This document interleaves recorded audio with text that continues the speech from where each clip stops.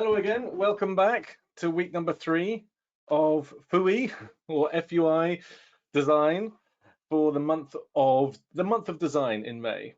So hey Elly, Chad and Nick, thanks for joining us. Hey. How's it going? And hi everyone. Hi Isaac, hi Jay, hi Kent, hi Drake, hi Barry, hi Sharon. Nice to see you all back again. Thank you. And also I'm glad glad last week's show was good. I can't necessarily translate what Brizzle is for good. It was a good last show last week. There we go. That means it was jolly good. Thanks, Barry. So we've got loads of stuff to jump into again this week. And as usual, I'll just give you the 2-minute highlights of, hey, we got some other stuff coming as well. So if you go to the Maxon page for events, then you can see that we've got more 3D motion show coming up this week. So please join us for that. We've got multiple artists showing off amazing techniques again. And we've also got a whole range of new stuff coming along, because you'll notice here that we've got a whole series of hands-on with Maxon, which is designed to kind of take you through some of these techniques, and you can follow through with project files.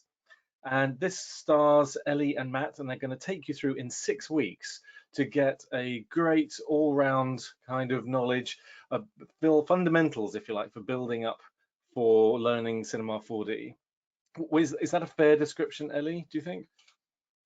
Yeah, it's sort of like aimed at a new user or someone that's kind of a beginner in Cinema 4D, and just taking you through like the main like techniques, things like, you know, lighting, textures, modeling, all that kind of stuff.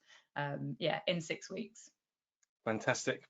We've got a number of these coming up for different topics, but it's really an answer to the question that many of you have been asking us. Hey, can we have sessions that delve into one project for a bit longer, and then with something that we can follow along with? So we've absolutely listened, and we're going to be doing those too.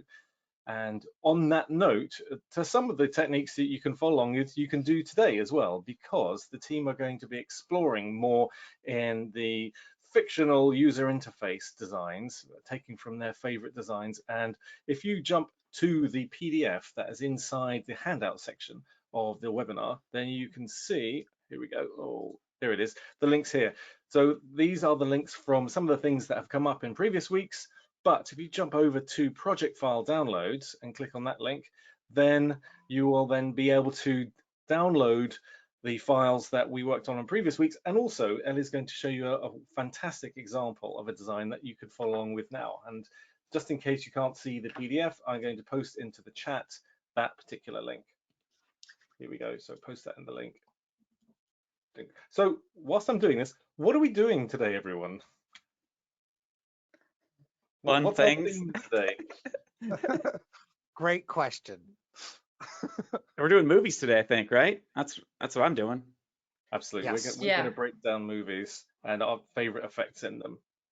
So, and by the way, just last little thing, if you have missed any of the previous sessions, you can jump over to the Maxon training team on YouTube, and you can find all the recent tutorials in there, as well as loads of new ones. For example, Master Trainer Oliver Luis gives you 20 or so minutes, or about 30 minutes actually, about how he built that design for the new NF Tree logo that we made a few weeks ago. And also last week's Ask the Trainer with Angie, a fantastic conversation about artistic nature of making art with 3D. So please jump into those. Great. So let me hand over the screen. I think I'm handing over to you, Elly, aren't I? Yep. Okay, I shall make you the presenter. Cool, right. As Jay says, hands-on for 6 weeks for beginners, take my kidney. Thank you for the offer, Jay, but we'll provide this free. All right, cool. Standard question. Can everyone see my screen? Yes. Yes. Cool. So yeah, I think the idea of today was we were going to find something in a film that was kind of FUI related and recreate it in our kind of chosen software. And so I'll be recreating mine in Cinema 4D and Redshift. And so Cantina Creative are a studio that work on a whole bunch of kind of screen graphics and like HUD elements. And on their Behance kind of gallery, they have the stuff they did on Guardians of the Galaxy Volume 2. And I'm quite into like Avengers and those kind of films. And I saw this kind of portal design that they'd done inside cinema. And I'm kind of positive they've used X particles. If not, then like hats off to them, because this is like a really cool design. And so I thought I would try recreate it using just Cinema 4D and Redshift. So like no X particles today. And I ended up with, what did I end up with? This kind of thing. And considering there's no X particles, I think it actually looks kind of cool. It looks like relatively close. And I think if I had more time, I'd get it closer, but I'm happy with how it is. And if we go into cinema, this is the project. This is the project file that you guys can download, and it has, you know, all of these different elements in here. And so what I'm going to do, because I haven't got the time to go through creating this entirely from scratch, I thought I'd really quickly just show you the different elements. And then I might do a tutorial in a couple of weeks on it, but I'm going to show you just how we create like the emitter and the kind of trails, because it uses like a whole bunch of different stuff in cinema. So this is like the main project. And if I switch off like a whole load of stuff, we can see what exactly is kind of making this up. So this is the bit we're going to be creating. We're going to make sort of like our own makeshift emitter inside Cinema 4D, and then we're going to use a tracer to create these really cool looking like trails. And then the rest of the scene is I just sort of like created a couple of splines, which are these little like splines here, and then I cloned them in a radial fashion. And so we've now got these sort of like additional bits here that sort of make it look like the portal's going inwards. So I slightly angled the splines like inwards. And then I used a matrix with like a whole bunch of Redshift object tags, which we'll be going through today, to create a load of particles. So if I just switch these on, we have a whole bunch of like particles going on, and I pushed it to like some pretty high numbers. So we've got about 21,000 on here, because we've got 3 different matrix objects going on. And then the only other bits that I added was a couple of normal like primitive torus shapes objects with displacers on. So if I switch those on, and they are all using the kind of like the Fresnel X-ray shader that we made last week.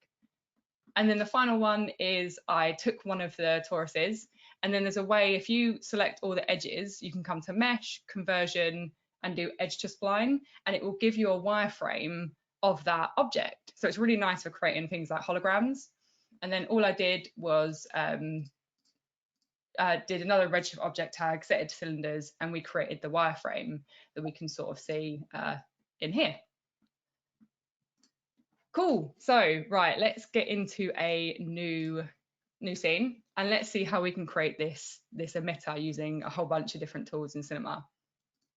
So a lot of this was like trial and error, trying to figure out how to actually create this. And so I started off with a tube, and we're just going to sort of set this up with a couple of different things. So I tried this out with a torus and a circle spline, and I ended up with a tube, and I'll explain kind of why this works in a little bit. So I'm just going to set this up to 300 on the outer radius and then 299 on the inner, because I want it to be like a really thin kind of tube. And this is going to be defining the shape of our emitter and the shape of our kind of thinking particles. And my height I only want set to 1 centimeter. And then just to make it look a little bit nicer, we're going to smooth out those segments by setting it to 128. Cool, so this is going to be the shape that our particles are going to take up and kind of emit from. And what we can do, we can grab inside our MoGraph menu, we can grab a matrix. And we're using the matrix for 2 reasons. The first of which is we can actually use it to define a shape. So we can set it to object mode, which we can do in here. Set it to object mode, and then we can drag and drop our tube in. And so now we've defined our shape. And we can also use the matrix to define and generate thinking particles. And so under our generate dropdown, we can set thinking particles. And if I just hide my matrix here, we can see we have these little crosses around our tube. And these are our thinking particles. And these are what we're gonna use as our kind of our base for our trails. And this is what we're gonna animate. We're gonna animate our thinking particles. So I'm also gonna hide my tube because we don't need to see it. We just need it to define the shape.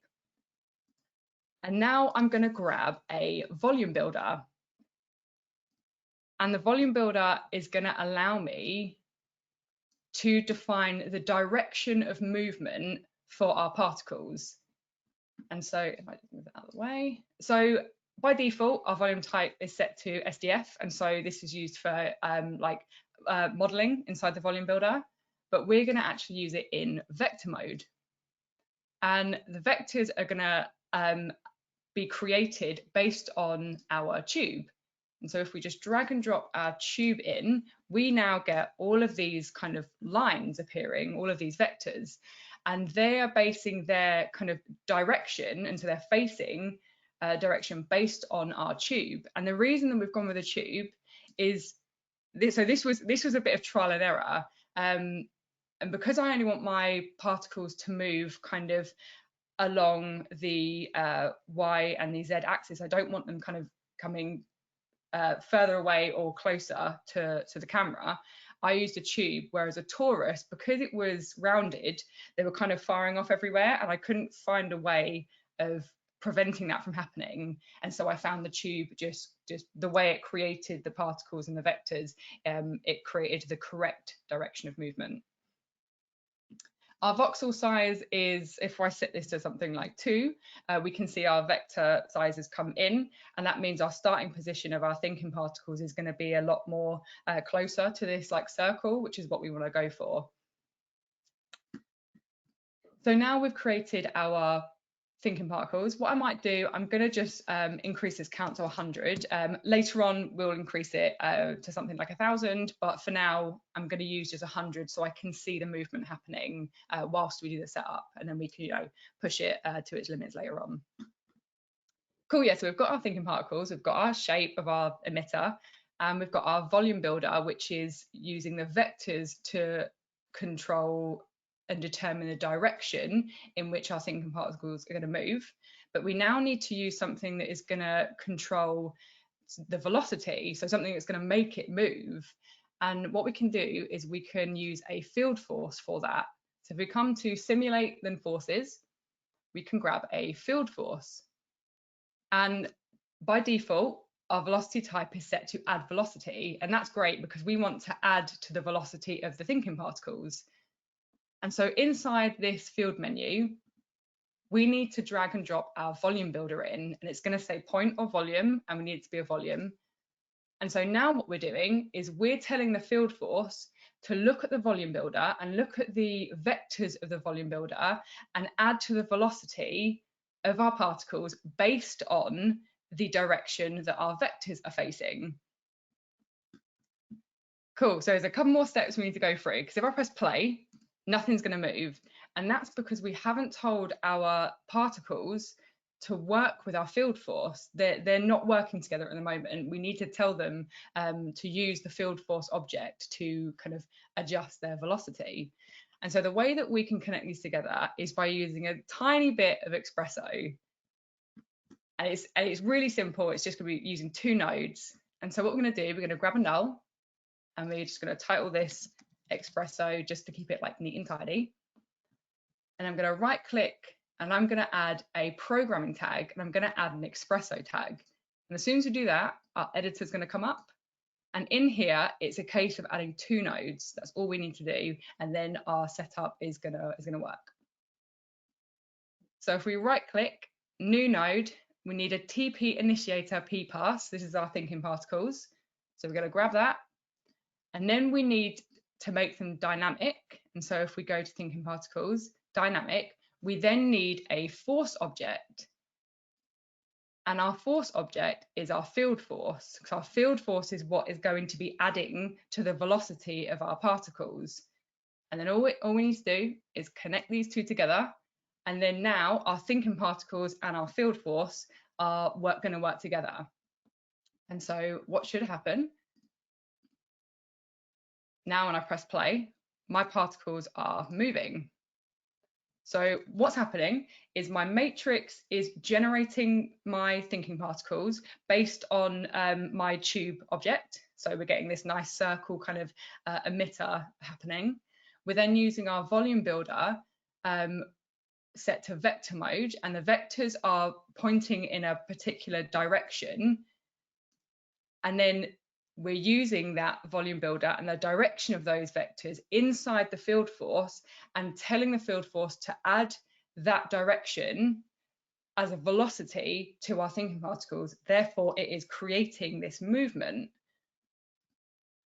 And so if we sort of come to the side, we can see we're only getting this movement kind of like this. We're not getting it frontwards. And that was purely based on the way in which the tube was created. So I found the torus, yeah, didn't work at all. Cool, so we're getting a little bit closer. So now let's create our trails. So the way that we can do that is we can use the tracer. So because we want our tracer to trace our thinking particles, we need to make sure we have our matrix selected, and then we come up to our mode graph menu and we grab a tracer, and we can see we've got our matrix in here. So if that's not in there, just drag and drop your matrix in. And the only other thing I'm going to change is I'm going to set my points to natural, so we get like a smoother trail or a smoother spline. And now when we hit play on our timeline, I might just sort of increase my frames a little bit. Cool, so we're getting our trails. But there's a couple of things I don't like. First of all, I don't like that I've got a whole load of particles coming inwards. I only want them really to go out. I don't mind if a couple come in, but majority I want to kind of like be pushing outwards. And this took me a little bit to think of how to kind of prevent them from coming in. And the way that I figured out, and I'm sure there's other ways as well, was using a spherical field inside the volume builder. So if we grab a spherical field, and we can drag and drop that into our volume builder. And the reason that we're doing this is because we're going to, so the vectors that are pointing inwards on our volume builder, we're going to use a spherical field to basically smush them flat. And so no kind of inward direction will be happening really. So what we need to do, we need to set our mode to cross, and our spherical field by default, the creation space is going to be set to box, which is why we have this strange looking box in the middle of here. And all we have to do is set it to objects below, so it's looking at the tube and the shape of the tube. And then we can come to our spherical field, and because I know the size of the inner of my tube is 299, so we set that to 299, we can match that. And now if we come in close, we can see we have our vectors on the outside pointing out, so that's the direction, and we now have the ones on the inside kind of flattened, so the spherical field is almost kind of preventing them from kind of facing inwards, and therefore going to prevent the thinking particles from coming inside. So let me just come back out, and then we press play. So now we're only getting that kind of outward movement. So we still have a little bit of movement on the inside, but I couldn't, with the time that I had, I couldn't think of a way to prevent it entirely. But for me, this worked fine. And so the only other thing I wanted to, for you, Elly. Sorry, Yeah, just yeah. before we jump on to the next bit, Beat is asking, can you change the direction of the vectors from the volume builder? yes. So yes. So they're based on, at the moment, the vectors are based on the tube. So the direction that they're facing is based on the tube. You could use like any shape in there to determine the direction of them. You could also use, so in a little bit, we're going to grab actually in a sec, we're going to grab a random field, and you could use a random field inside the volume builder, and therefore, so if you've got like a noise shader in the random field and you put that inside the volume builder vectors will then take the shape of the noise shader, And there's other things like, so we have vector smooth, scale, rotate, invert, and things like curl. And so all of those will change the direction of your vectors, and in turn that direction will then determine how and where your particles will move. So all right, cool. Right, so the only other bit I wanted to look at really quickly before I kind of hand this over to the guys is at the moment my trails are very uniform. They're all kind of like coming out like really straight. But if we look at this, they've sort of got this like turbulence effect going on. And the way that we do that, so the first way we can do it is by adding the random field in the volume builder. So that would work. But another way of doing it is adding the random field inside the field force.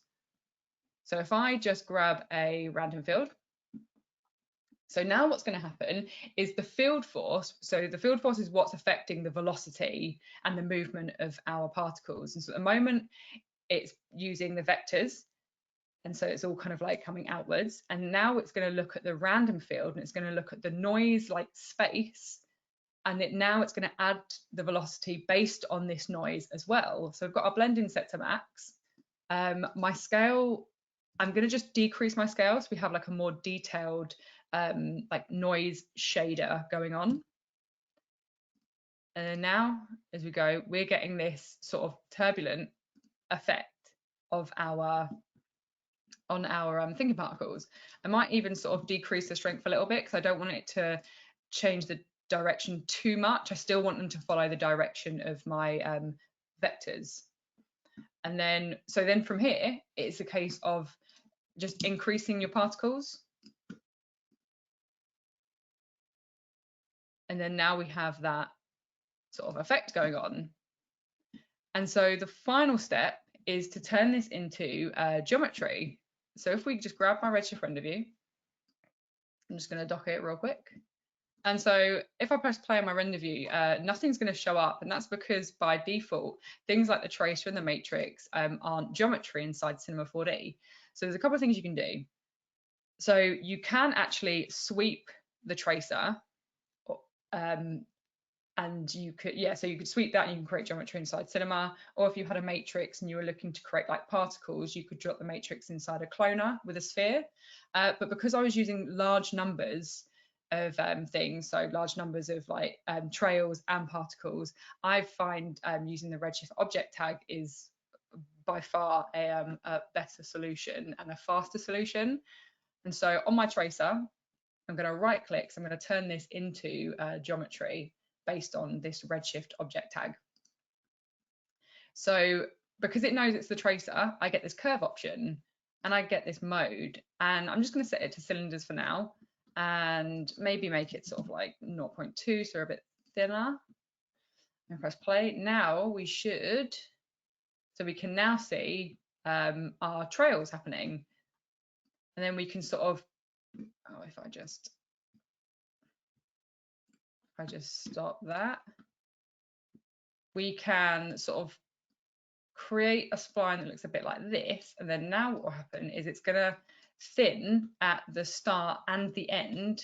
So it almost looks like it's kind of like thinning out and fading out on the end of these trails. And yeah, that was, I'm kind of conscious of the time. I don't want to take too long, but that was sort of, the setup to sort of create your own, create your own emitter inside of Cinema 4D. And yeah, that's what I did here to create these parts on the inside, as well as, just using some other like bits and bobs in Cinema. That's fantastic. Don't forget, everyone, that you can download Elly's project file, and you can download that right now. In fact, the link is inside the PDF that is in the handout section. And in fact, there's the project files for multiple sessions this month. And TJ's had a great suggestion, because the whole point of these sessions is to kind of give you some examples of what we found useful and to kind of help set you off experimenting for yourselves. But we know that also you'd also like to see longer form tutorials and some interactive sessions where you can follow along, and those can be a bit longer. So we want to do all the above, but we know that on these Monday sessions, we've only got an hour to jump into the various things. So what TJ was requesting, Elly, is a great idea that we could actually do 2 versions of this, one with X particles and one using thinking particles, and just say the choice between the 2 and just seeing how that could balance out, because lots of people like both. So we want to we just want to make everybody happy, basically. So that's a fantastic suggestion, TJ. So that with that in mind, please take these sessions as like a kind of inspiration for testing stuff out, but actually you can use the live files too. So that was a long-winded way of saying, hey, we need more time for Nick and Chad in this 1 hour, wasn't it? I always steal their time. They won't want to do one with me anymore. But this, I mean, you can expect more of this kind of content and for longer sessions if you log on to the events page and have a look at the introduction to Cinema 4D, because those are the sessions that Elly and Matt are going to run. They're going to take you through all sorts of things that you might not know inside cinema. So that's fantastic. And also there's a couple of other more technical questions, Elly, in the chat for you, and TJ's got a couple of questions too. So please, can you jump in and answer those? And this is what we do as well. Some questions we answer live, and some answer on the text. So please keep chatting, everyone. And yes, Elly is using Redshift on a Mac. As what setup have you got there, Elly? Yeah, so I have a iMac with a. Should we just have a look? I'm not very good with tech stuff. Yeah, so this is my setup. So yeah, I'm on Big Sur, and I've got a Radeon Pro 5700 XT, and so yeah, it runs on my machine really well. Thanks for that request, Chan. We had another couple of questions which was completely my fault for not answering. Yes, we're using Cinema 4D to show this session. And also Redshift 3 has been released recently to be able to work on a Mac too. So I'll provide those links in the chat and also in the description on the recording on the YouTube channel. And thanks, Adish, for the request for the YouTube channel. I'll put that in the chat too. Great. Okay, so I'm going to chuck the screen over to you, Nick. Here we go. Make you a presenter. Is it my turn? It's Chad wanted to use up all your time, but I said no, he couldn't this time. That's exactly how I think this is my job. I don't believe that's the case. So let me actually start with the story of the FUI that I was inspired by, and it actually comes from Territory Studio. It's the Blade Runner 2049 film, and you can actually see a case study right on their website. And I'll share this link with you, Simon, to hand out at the end of this webinar, which will go out in the follow-up email. On this website, you can see a bunch of the different FUI displays, as well as how they went about creating this technology in this dystopian future. And I just kind of loved the retro aspect of the design. And someone pointed out in the chat that my camera right now happens to be in a 4:3 format, and it just happens to be a nice happy accident because a lot of these dimensions for each of these designs are 720 by 486 or the NTSC format, as in they use this sort of retro text and a lot of damage. So my limitation for this in creating this was to do this all inside of After Effects, and primarily trying to focus on some of the tools in the Red Giant suite of products. So that was my limitation to create this following example. And I needed to spend a little bit more time on it to finalize a few of the elements here, but breaking down this, some of the damage and the form, as well as then having some faster movements with the particles. So just like Elly, I can give my project file up at the end of this, so I'll share that with you too, Simon. And let's just hop into a few things that I learned along the way. This was a big exercise in trying to replicate shapes. So you have After Effects' built-in shape replicator, which was very useful for certain patterns. And in some instances, I also relied on 3D stroke. And I wanted to show an example of that. So let me go into my fly camera pre-composition, where I just have this series of lines that are receding into the background. Now, when I first went about just sort of trying to create this aspect of the design, I went to Trapcode form and tried to use a box grid set to lines, which I then rotated in 3D space. But the problem with that was the actual line designs, which recede really nicely in the design from territory, didn't carry over. So instead, I relied on Trapcode's 3D stroke. And let me just show you the first element of this. In fact, I want to also turn on my view options here. So this is just a solid layer. And I literally, on the solid layer, drew a mask. You can see here the line of the mask drawn across the screen. And I then placed on that a copy of 3D stroke. So it read the line, and there happens to be a really handy section here, which would allow you to take your stroke and repeat it. So I enabled a stroke repeater. I created a series of instances, and in order to sort of add the space in between each of those strokes, I added it by a factor of 1.4, giving this space of those strokes. Now, on top of the 3D stroke element, I have optical glow to add a bit of glow to the design, very subtle. And then I noticed that there was some RGB separation.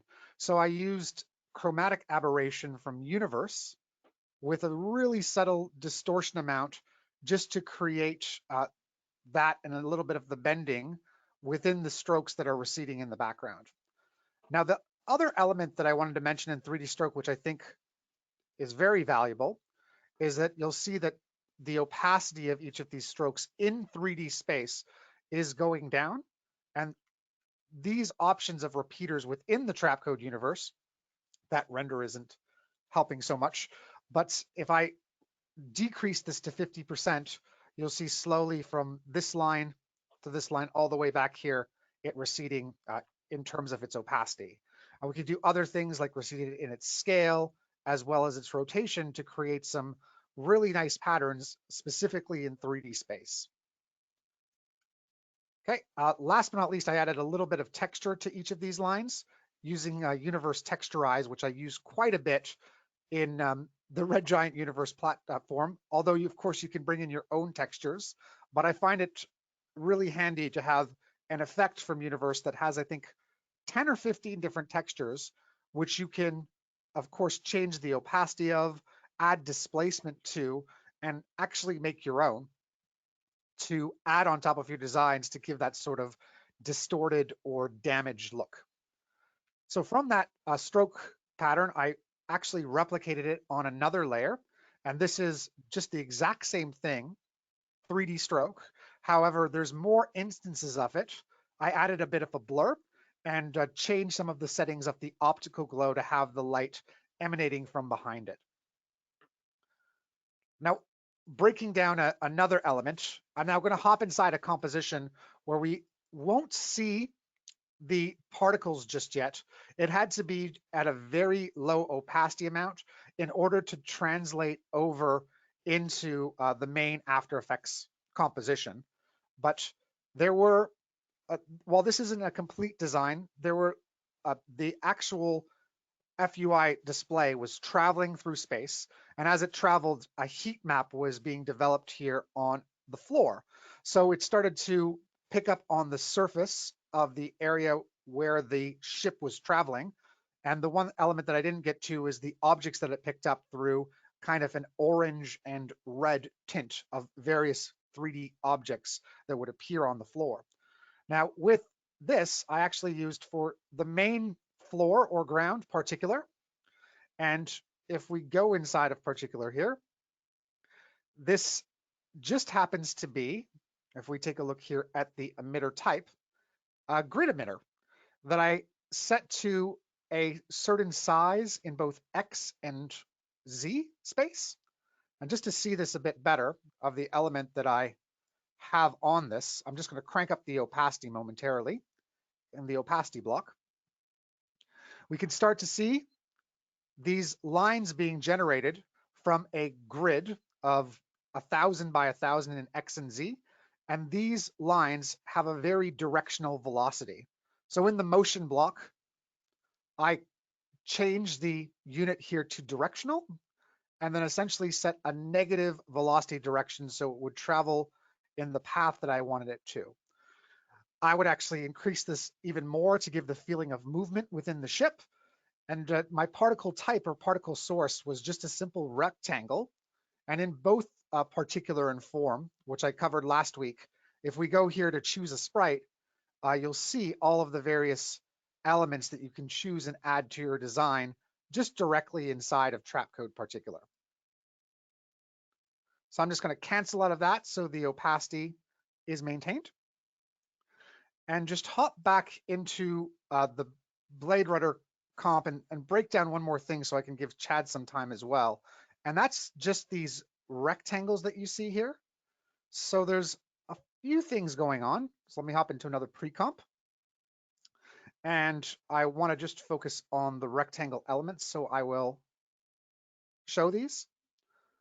So this is just a simple mask, or sorry, a simple rectangle.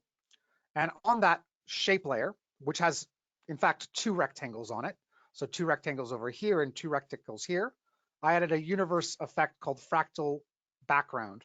Although you also have fractal noise inside of After Effects, one great thing about this fractal background is the fact that you can use a cutout blend mode. Then by choosing the fractal type billowed and setting this to a low animation speed, as well as playing with the opacity of each of these elements, fading in and out, I created that part of the design as well, or those lines. And it follows these other small shapes, just simple strokes inside of After Effects, utilizing your regular strokes with a lower opacity. These numbers were used with universe number. So I just keyframed the number amount to the exact amount that was on the heads-up display FUI screen. So it's moving from 0 to 99, and each of these numbers happen to be linked through a very simple expression, just in case I change the initial value. And that's the design that I chose to work with. To break down just one more element, because a lot of these other layers that you'll see here, these dots are actually Trapcode form. These layers at the side, these lines happen to be 3D stroke and using a repeater with a spread out in the x-axis and just a subtle animation from a green to a white stroke. And last is just in the overall design, the damage that's placed on top of the screen. So I added a really subtle, different texture on top of the overall screen, along with Magic Bullet Looks Renoiser, just to add a little bit of grain to the design so it didn't look so neat or so clean. And that's what I chose for the design. Really nice. I think the word you're looking for, Nick, is dirtification. Dirtification from last week. That's exactly the word that I'm looking for. I forgot about it already in week 3. It's so interesting to see that series of steps where you're using things like 3D stroke and you're using some of the other tools to kind of build up the design and then to layer it. And so you can go through multiple iterations. I mean, how long did this take you to put together, would you say?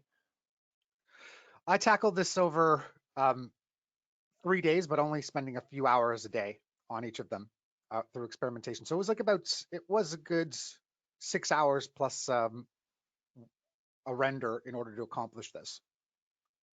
Nice. You mean a lunchtime, don't you? Yeah, just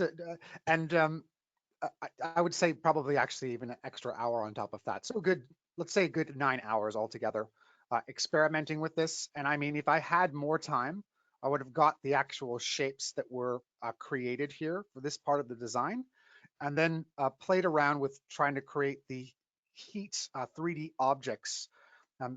I started to experiment with that. If you actually look at the design on the website for this actual heads-up display. I don't know if I showed that. There's just some beautiful designs here.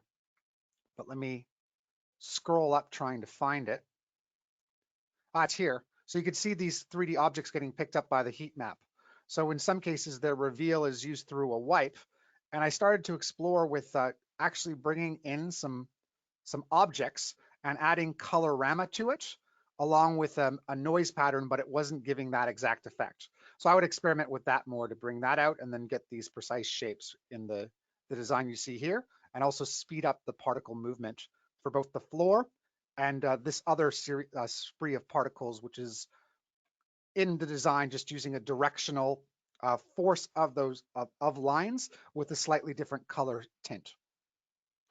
It's interesting going through these processes to kind of deconstruct what message is being given or what's trying to be communicated with these designs. And we've been concentrating this week, certainly, and last week on the pragmatic technical aspects of how you recreate them.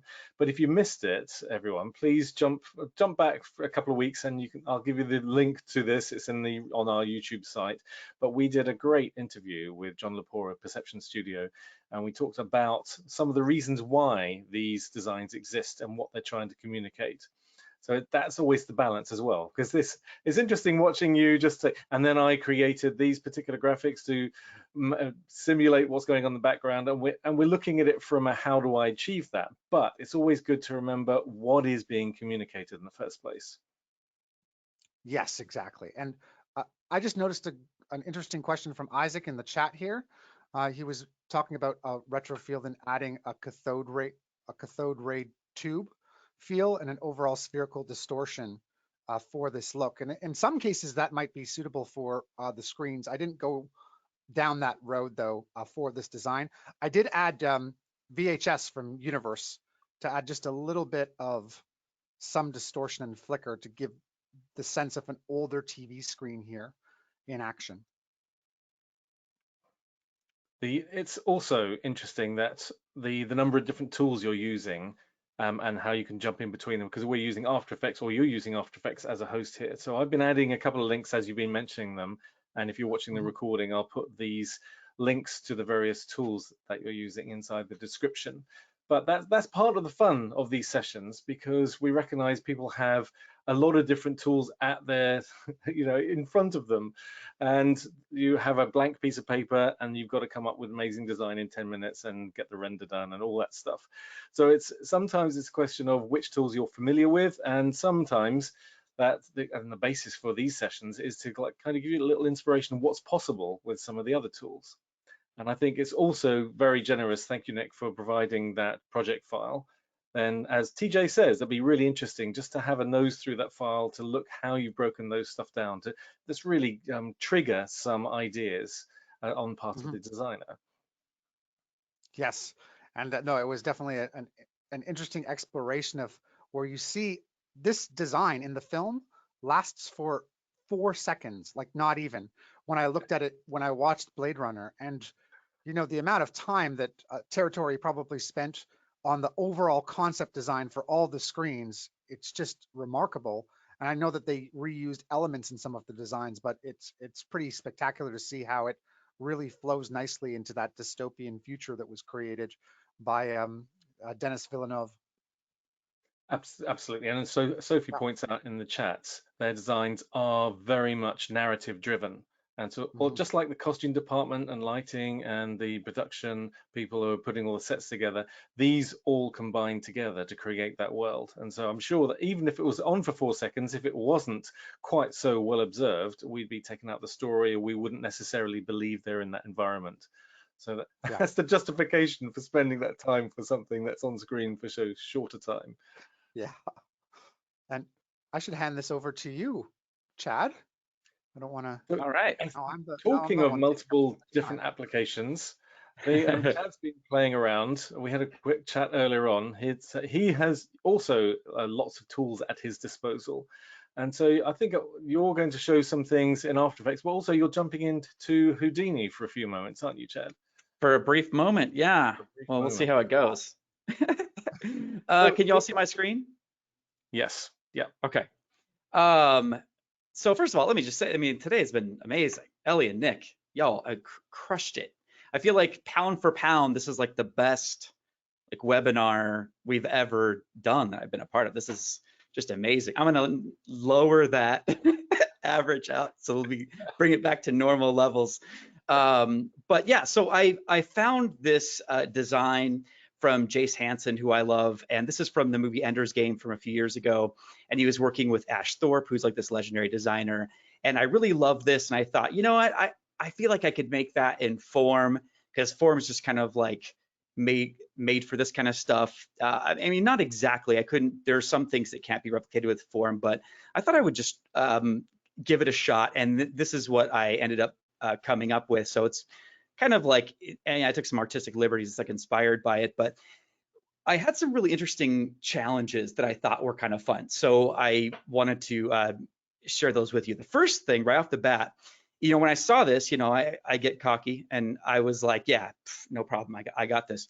Because like I could just take a sphere and Form and then put the particles all around, boom, got it. But the thing is that the first obstacle that I ran to like right off the bat starting this thing is the topology of the sphere presets that come with Form, and most spheres are very uniform. So here's like what that looks like with the sphere preset and Form, the particles arranged in this sphere that comes with it. And most default spheres that you create in 3D programs, they have this kind of like straight up and down thing. And I shrunk this a little bit so you can see this a little bit more clearly, but they're kind of perpendicular to each other. And that doesn't get us to this kind of like offset look where it's kind of like this geodesic dome. Well, as it turns out, making it like a geodesic dome with like triangles that's like perfect and uniform is kind of a challenge in 3D. It was for me. So I turned to Houdini, which I'm a little bit more familiar with, and I still didn't do anything cool, and it's still not a perfect geodesic dome. And there's like, you know, places where I have like a pentagon here and whatever. I don't have these straight lines I was looking for, but this is kind of closer, getting closer to what I wanted. Now, I could just export this as an OBJ and then use it in Form. But the thing is that I'm not that great. So I wanted the flexibility to be able to fiddle with this later if I wanted. And so I didn't want to have to keep exporting OBJs over and over and over again as I went back to Houdini and tried like a different whatever setting. I mean, you can see here we have this like little tiny, you know, node tree, just these two little nodes, just the cutest little node tree. Yes, you are. And so what I can do here, which is pretty fantastic, is I can actually take this Houdini file into Cinema 4D and use Cinema 4D as a bridge. Elly and Nick, y'all ever play around with Mogerts in like After Effects and Premiere? You know, like how that you could set up a After Effects thing and then you take it over into Premiere and then you have access in Premiere to After Effects stuff, so you don't have to go back to After Effects or whatever. Well, there's actually a similar relationship between Cinema 4D and Houdini. So I'm going to show that really quick and show why that's helpful. I'm just going to select my two nodes here. And if you're not into Houdini, just like bear with me for like, this is just like 2 seconds and I'm out of here. I'm going to create a subnet. And then what I can do is I can right click on the subnet and choose create digital asset. And so then when I create digital asset, I already did this, so I'm just going to just click accept for right now. And then, okay, yeah, whatever. But here's the thing that's magical. I go to this parameters tab when I'm saving this thing, and I could go into these properties. And so let's say with this platonic, I'm not sure if I want to change any of these values, like the position or rotation. Actually, these are pretty set. Let's say the solid type. I can drag and drop this, and then I could go to my subdivide node, and I could maybe change the algorithm. Okay, and there's some glitches. And then I could change the depth, like how much subdivision, and that's not working for some reason. I'm not sure why that's not working. But I can basically tell it what parameters I want to be able to change in Cinema 4D. And then when I click accept, I can bring this asset as what's called an HDA, a Houdini digital asset, into Cinema 4D and change these parameters in Cinema 4D and never have to come back to Houdini again. So that's what I did. So in Cinema, I can go to Extensions, Houdini Engine, and if you don't have this, it's free. The Houdini engine is free. And so you can choose Get Houdini Installer. Actually, I believe it's free. Don't quote me on that. I think you might have to have the indie version of Houdini, which is like $250 a year.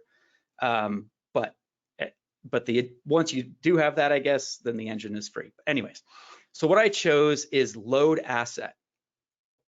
And then I navigated to this thing, Final Week 3 sphere, click Open. Oh, okay, well that's interesting. Okay, it's already loaded up here. So let me see if I can't go this way.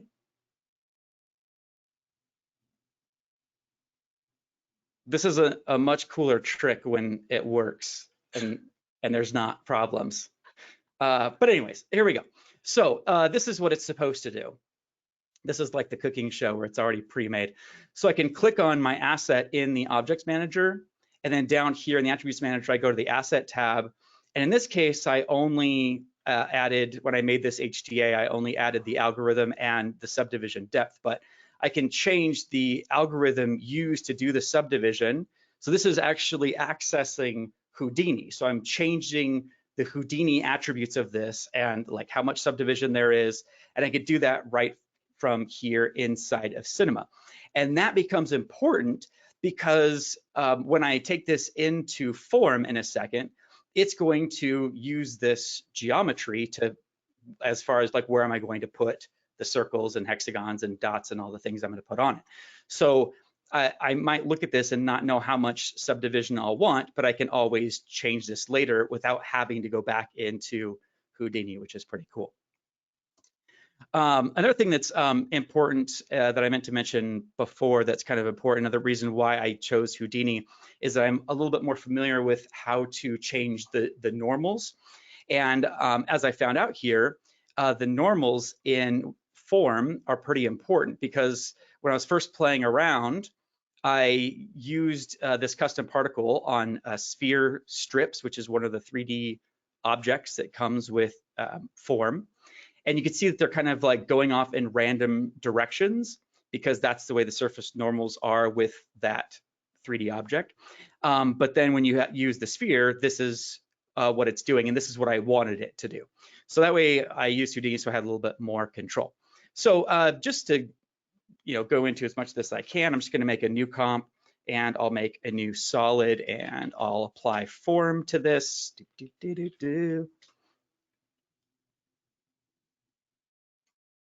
Wait for it. I also sing when I'm applying effects in outside After Effects.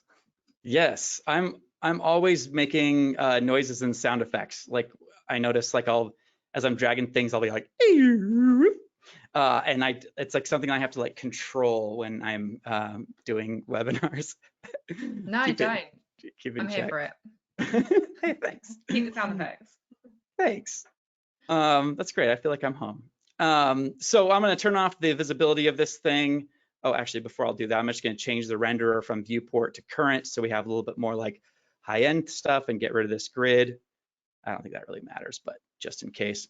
And it takes a second because then we get like a better deal there. Okay, so then I could go into Form, change the base form to a 3D model, and then in the model settings, I'm going to change this to this this thing here, this the sphere that I made in Houdini.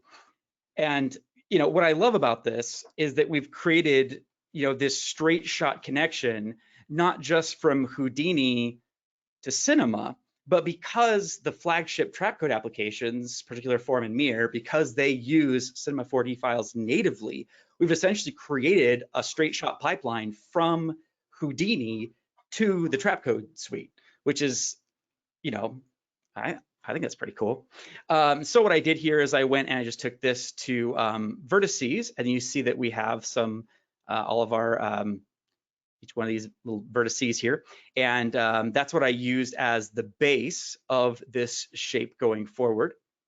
And then I can go in here to the show forms. And actually, I don't know that I'll have time to go through, well, much more of this. But the Simon, I gave you the this exercise file like right before we started, so you'll have access to this. I also included the Houdini file so that you can use that. But let me just go ahead and solo this layer and show you what I did. Let me see. I'm gonna use this exposure thing, which I never have a chance to use, but just so you can see this a little bit more clearly. I'm going to go through the different forms because I used all 8 forms for this. So I used one form that you just saw over here, that's the dots. And then I duplicated that and then changed this to a textured polygon. And everything that I use to make this sphere like comes with form. It's like included in form other than that sphere. So I made this hexagon shape, rotated a little bit because that's what they did. They didn't have it. I think that's really interesting. They kind of pointed the hexagon in this way, which is an interesting thing. So that's what I did here. And I also offset this a little bit, the size of the sphere. That was kind of a fun thing to play around with, because if you look really closely at this here, these are kind of offset in 3D, and you can see this a little bit more on the edges, but these dots here are set in a little bit more than the hexagon outlines there. It creates this really cool 3D effect that there's like some depth to this sphere, which I thought was a really cool design choice. So I tried to rip that off as much as I could. And then I created another shape here, same thing, just like, you know, it's a little bit more. Another thing that I did just really quick is that I used the opacity curves right here over different axes, sometimes radial, sometimes over the Z axis, to create, like, to simulate like a Fresnel effect. So I wanted to create sometimes the look that the particles were brighter on the edges. Sometimes I wanted to create a look like they were brighter in the center and then faded around the edges. And so I used the opacity curves to play with that, which was kind of fun. And then there was, oh yeah, so this was interesting. I used a similar thing that Nick used, that like long dotted like rectangle thing. I guess he used a straight rectangle, but I used a dashed rectangle. That's again one of the form presets. And because the normals from Houdini were correct and they're all pointing outwards, then I rotated the custom particles so then they have those spikes that are pointing out like this. These are much sexier spikes, granted, but I wasn't trying to go for maximum spike sexiness. I just wanted to create this. And then also with these, I went into the 3D model settings and took down the particle density, so that way they weren't, you know, all, you know, there weren't these little spikes coming out of every single point and vertex. And then I also used that opacity over technique that I was talking about to change the curve, so I didn't have as many in the center and they were kind of more on the edges there.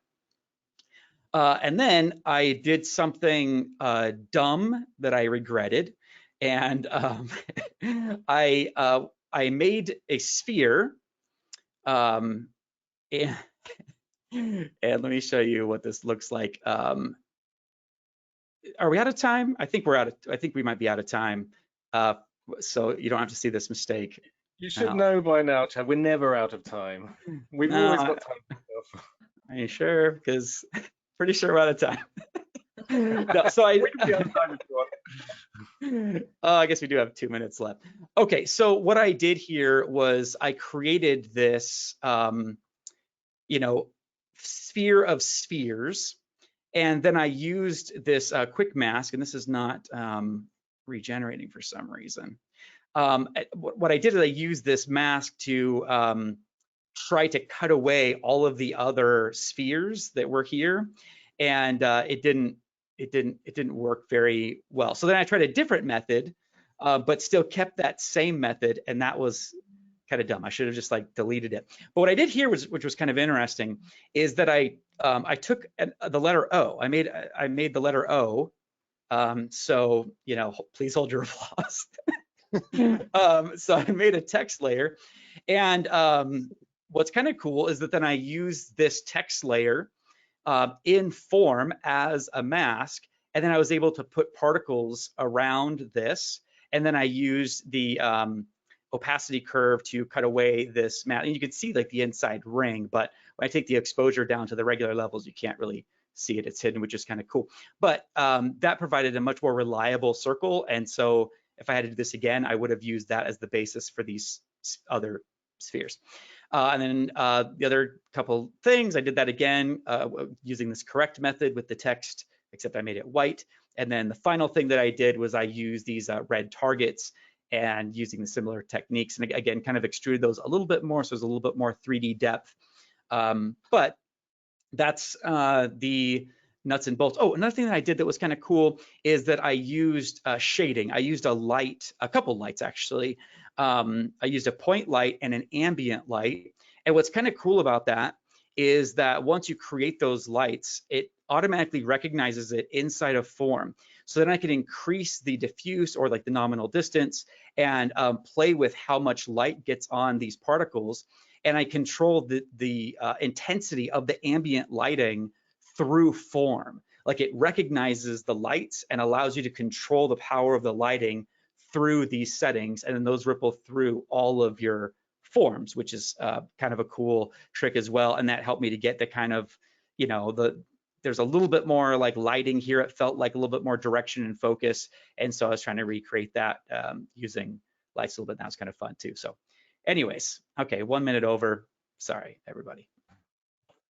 Chad, I find it so cool that the form layer that you did that all on is just like one layer. And like Yeah, you could one send thing, that a as like form. a preset. That's awesome. And that, I mean, with the files and stuff, but you could send that over to someone with like the OBJ, and it's like so lightweight. It's crazy. Yeah, thanks. TJ's just Pretty pointed cool. out the name of your file, by the way. Uh-oh, what is it? I didn't. Final. The final. Oh, yeah, final 01. Final Yeah, it's 01. like, I actually was able to keep it. Final Yeah, I was able to call. keep it to 01 this time, but usually it's like final 012. Absolutely the last edit I'll ever need to make on this. Yes. The interesting thing though, Chad, is that your approach, and that's what these sessions are all about, to take where you are with your experience and how can I investigate, how can I experiment. And a couple of comments, where was it? Isaac asked about the tilt shift adjustment, and you could do it perhaps in a slightly different way, maybe with the After Effects camera. And also Kent asked, hey, what about the icosahedron in cinema? Could you start off with that? The answer is yes, you can do it a number of different ways, but the whole point about these things is to kind of take a fast route into Chad's brain in this example, just to see what he's thinking and to be inspired by that, be inspired by different ways and different approaches.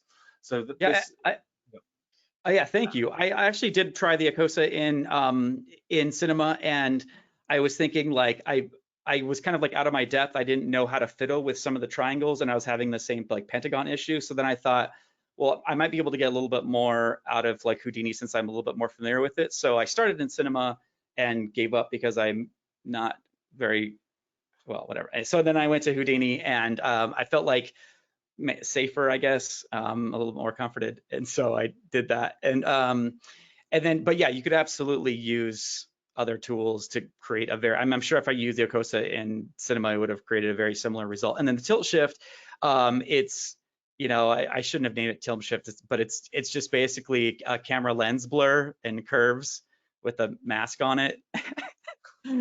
So there's not like really like a smart, intelligent, like brilliant algorithm going on there. Just like a mask that I was like, oh, I want it to be blurry here. No, here. So I tried using the camera, and then it was like too like formal. Like this section is, and I want to feel more like random and ethereal. So I'm sure the conversation you'd have with the mythical client on this job isn't how many points did you use on that mask. I mean, much more along the lines of where is it? I need it now. yeah. Yeah, exactly. And also thank you for making this available. If anyone missed it, you can download the project file that Chad's been talking about, this very file, in fact, and have a nose around that one too, and just like see how it's put together and be inspired by some of the things that he's been trying out here, which is, again, the whole point of these sessions, really. Fantastic. So I think, again, this might be a record, only 4 minutes over the hour. I'm going to grab the screen back here and let's show this window. Here we go. So if anyone's missed any of the links, please, you've got time now before we sign off to just go and grab that PDF file, which links some of the things that we've been talking about over the last few weeks, the project file downloads that we've just been mentioning, and also the recordings of all the various tutorials. So if you go to the YouTube site, you can just search for Ask the Trainer. Sorry, not Ask the Trainer. Maxon Trainer. Ask the Trainer will work, actually, because all the Ask the Trainer sessions are linked there too. But I just wanted to say also that another reason why we're so grateful to Chad and Nick is because they don't have to share all this stuff. They're doing it voluntarily. And in fact, here we go. Here's Chad's website where he has all sorts of really interesting stuff that he shares. And he's on the quiet. He's a bit of an 8-bit composer as well, which I find fantastic and fascinating. You're on iTunes as well, aren't you, Chad? Thank you, Simon. Yes. So it's I love all that stuff. So sorry for the overshare. But here's where you can find more about Chad's stuff, and also Chad has written famously over the years all the documentation on Trapcode form on the website, and also done many tutorials, so that we really appreciate your input and your kind of your take on all this thing and how you see it working. Thanks, so man. We think that's fab. And the same for Nick too. Here you go, Nick. Here's a link to Nick's alter ego, Creative 111, where you do all sorts of different subjects. I don't know how you got time in the day, Nick, to think up all these techniques, but it's amazing. Well, thanks, Simon. Sorry, I've embarrassed you both. Forgive me. It's kind of my job. Yes. Anyway, and also you can see many more of our combined efforts, and including all the tutorials we put together as teams, if you go to Maxon Training Team on YouTube. And also, please, it's all about the information at the end here. I'm just cramming it all in. I kind of glossed over this one, didn't I? Where you can get your own t-shirt. Where is it? The merch store. So another thing that we like to do is to give you a free t-shirt for turning up. So if you also go to that PDF, you'll find that coupon code. If you go to the Ask the Trainer section of the Maxon merch website, then you can choose your t-shirt. We could only manage to get it to do the t-shirt for free. You still have to pay $3 or $4 or euro to actually get it shipped, but at least you get the t-shirt free. And if you're asking, here's the code, Maxon FUI. That's the code that works at the moment.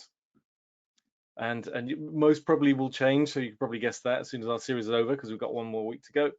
And here we go. Last bit of housekeeping just before we tie it all up. Please have a look at the events page on the Maxon site, and then you see things like Elly's amazing hands-on with Maxon Cinema 4D beginners course, which starts in June. And there's more project files to download for that too. Right, what did I forget? I'm sure I forgot something. Oh yes, please keep asking us questions. training@maxon.net, because we read everything. And in fact, some of these sessions, these very sessions, are based on either the survey inputs you share with us at the end of these webinars, or the questions that you send to us. So please keep sending them in, training@maxon.net, and then that just helps us know which topics that we can concentrate on and kind of delve into a bit further. Fantastic. So thank you, and thank you for all the nice comments all the way through. By the way, people have been saying how useful it is and how inspirational some of the techniques are. So that makes our day. Thank you. That's why we're here. So last thing, what are we doing next week, everyone? I know what we're doing. I'm just giving you a chance for me to stop speaking. Do it, Simon. You're doing a great job. Fine. Yeah. So we've been talking a lot about the design side of futuristic or fictional user interfaces and how to create them. And so next week, we're looking a bit more about how to integrate those. What if you got some footage that you need to have your designs kind of either on a screen in the background, or whether you need to track those or position them on a screen, that sort of thing. So we're going to look into that. And there's a variety of tools, both in Cinema and in the Trapcode and also the VFX suites, so in the Red Giant tools, where you can do that. And we're going to look at some of those things, when to track in After Effects, when to track in Cinema, and how you can get away with making it look great, but actually not spend that much time on it, which is the definition of design, isn't it? Well, not really, but maybe.